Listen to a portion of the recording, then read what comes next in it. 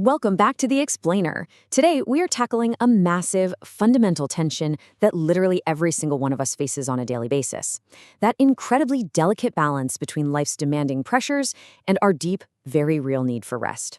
And honestly, more importantly, we're going to explore why our attempts to find that balance might actually be completely backfiring on us. We're going to map out exactly what happens when our perfectly natural desire for comfort kind of gets in the way of our personal growth, and look at how we can finally reset that harmony. Okay, let's dive into this. I want you to be incredibly honest with yourself for just a second here. When you kick back after a long day, or, push a deadline to tomorrow because you just need a break, are you actually practicing self-care, or are you just avoiding the pressure? It's a really tough question, isn't it? It directly confronts whether the relaxation we so desperately crave is genuinely restorative, or if it's actually just a form of escapism masking itself as a healthy habit. So, let's move into Section 1, the lure of comfort, or choosing ease over urgency. Because look, we have to validate this. It is entirely human to just want a soft landing when the world feels overwhelmingly demanding. But we often fall into this trap where comfort takes priority over urgency, meaning our important responsibilities just get heavily delayed. We end up prioritizing what feels good in the moment, right now, over what is actually urgent. And doing that naturally, inevitably, pushes our most important responsibilities off to a hypothetical tomorrow where we imagine we'll magically have more energy. And this brilliantly illustrates the reality of the situation. Look at this breakdown. Our daily attention naturally gravitates heavily toward pleasant routines. They take up a whopping 90% of our focus. Meanwhile, we deeply struggle to maintain habits that require sustained discipline, which is just that tiny 10% sliver right there. We naturally lean toward what's easy, don't we? Which brings us to Section 2. Is it really self-care? The illusion of avoidance. I really want you to think about this definition right here. Avoidance mistaken for self-care. It's defined as a tendency to retreat from demanding periods under the guise of looking after one's well-being. It is so tricky, right? We literally disguise our avoidance of demanding, stressful periods by convincing ourselves we're just taking care of ourselves. Now, what's really interesting about this slide is the stark contrast between these two approaches. On one side, we have avoidance and distraction, trying to soften stressful situations with quick pleasure and relaxation. And on the other, we have direct action, actually handling the issues head-on. We so often reach for a distraction to numb the stress, instead of taking the direct action that's actually required to fix the root problem. And this even spills over into our relationships. We start avoiding difficult conversations just to preserve this false sense of harmony. We just want to keep the peace, right?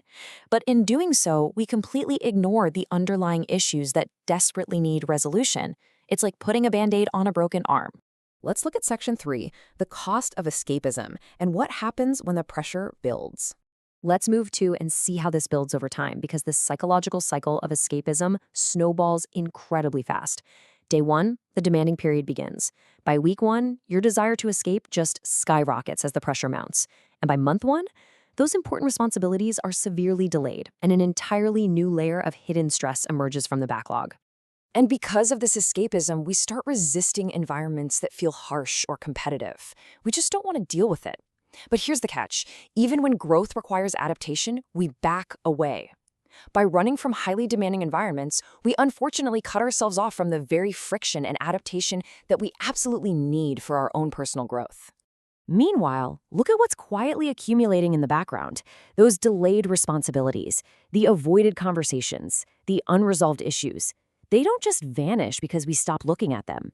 They pile up into this invisible, mounting weight, while our attention is completely hijacked by whatever feels emotionally rewarding in the short term. Which leads us to Section 4, when stress stays hidden and reaching the boiling point. Because eventually, workplace pressure becomes unusually draining, which just increases the desire for enjoyable activities. We've all been there, right? You're sitting at your desk and the everyday pressure suddenly feels impossibly heavy. It's unusually draining, and that feeling just throws gasoline on the fire, fueling this overwhelming desire to escape into something, anything enjoyable.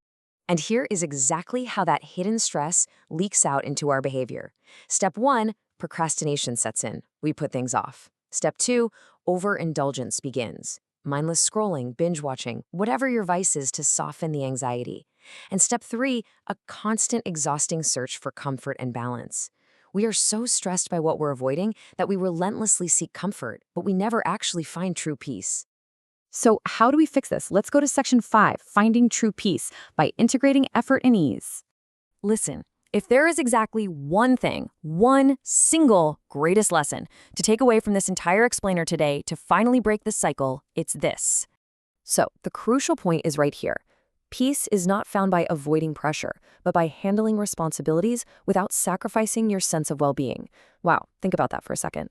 True harmony means integrating effort with ease. It's not about fleeing from the pressure, it's about facing the responsibilities head-on, while still having the boundaries to take care of yourself. You don't have to choose between burning out or checking out. Which leaves us with one final thought. When the pressure rises tomorrow, and it absolutely will you give in to the lure of comfort and escape, or will you face it head-on and handle it with grace? The choice is entirely yours. Try to integrate that effort and ease, keep that harmony in mind, and I will see you in the next explainer.